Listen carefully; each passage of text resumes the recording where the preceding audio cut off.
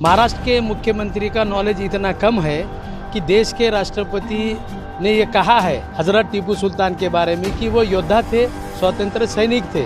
जब देश के राष्ट्रपति ने उन्हें योद्धा और स्वतंत्र सैनिक कहा है तो ये कैसे हो सकता है कि महाराष्ट्र के पूर्व मुख्यमंत्री फडणवीस क्या ये कहें कि वो जो है सो हिंदू मुसलमान के बारे में मतलब गलत कहते हैं। टीपू सुल्तान के बारे में जो अनाप शनाप बक करके पूर्व मुख्यमंत्री देवेंद्र फडणवीस ने जो अपनी जहनियत की दीवालखोरी का जो मापन दिया है वो निंदनीय है, घृणास्पद है। तो अभी देवेंद्र फडणवीस के पास में कोई मुद्दा नहीं, इसलिए वो दो समाज में तेढ़ निर्माण का काम कर रहे हैं। हजरत टीपू सुल्तान एक शेर थे भारत के, पूरा भारत हिंदू मुस्लिम हर समाज के लोग हजरत टीपू सुल्तान जी को मानते थे। वो एक ऐसे राजा थे जिन्होंने अंग्रेज़ों को भारत से भगाने में उनकी बहुत बड़ी भूमिका है।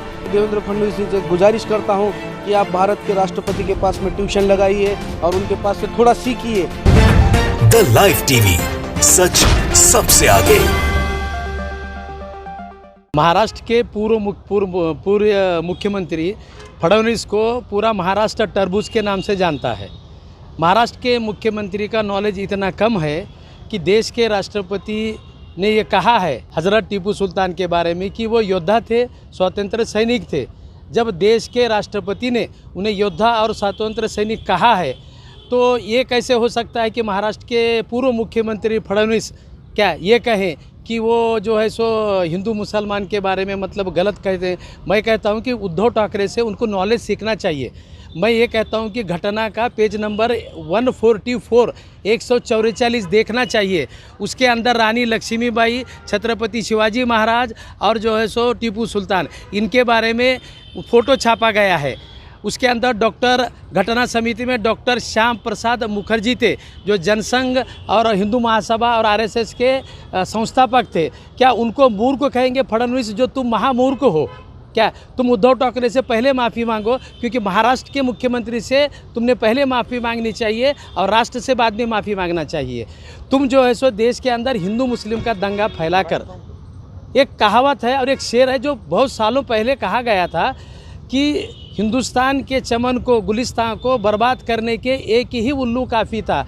अब देश के अंदर बीजेपी के उल्लू के पट्टे हर स्टेट में बैठे हैं और देश को हिंदू मुसलमान के बास में बांट रहे हैं।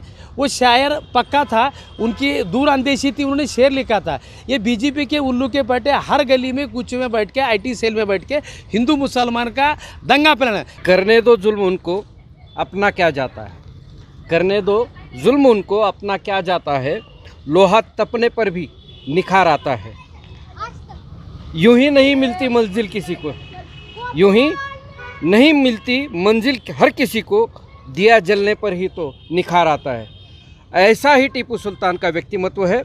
टीपू सुल्तान के बारे में जो अनाप शनाप बक करके पूर्व मुख्यमंत्री देवेंद्र फडणवीस ने जो अपनी जहनियत की दीवालखोरी का जो मापन दिया है वो निंदनीय है, घृणास्पद है।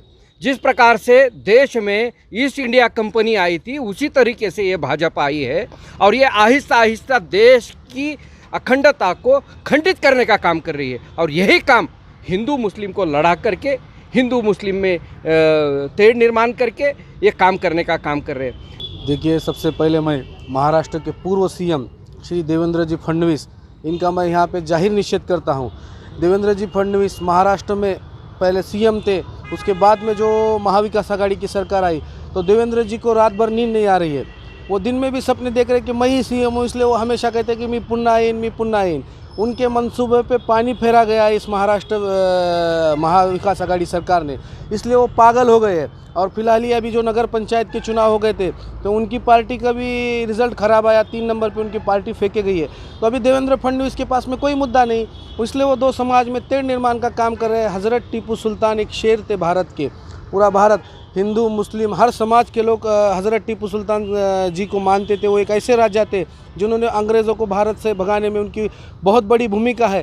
जो कर्नाटक में उन्हें आज बहुत ही एक जांबाज राजा या माना जाता है। और हाल ही में हमारे जो भारत के राष्ट्रपति है उन्होंने हजरत टीपू सुल्तान की इतनी तारीफ़ की थी कि उनको सच्चा इतिहास। तो मैं देवेंद्र फडणवीस जी से गुजारिश करता हूं कि आप भारत के राष्ट्रपति के पास में ट्यूशन लगाइए और उनके पास से थोड़ा सीखिए।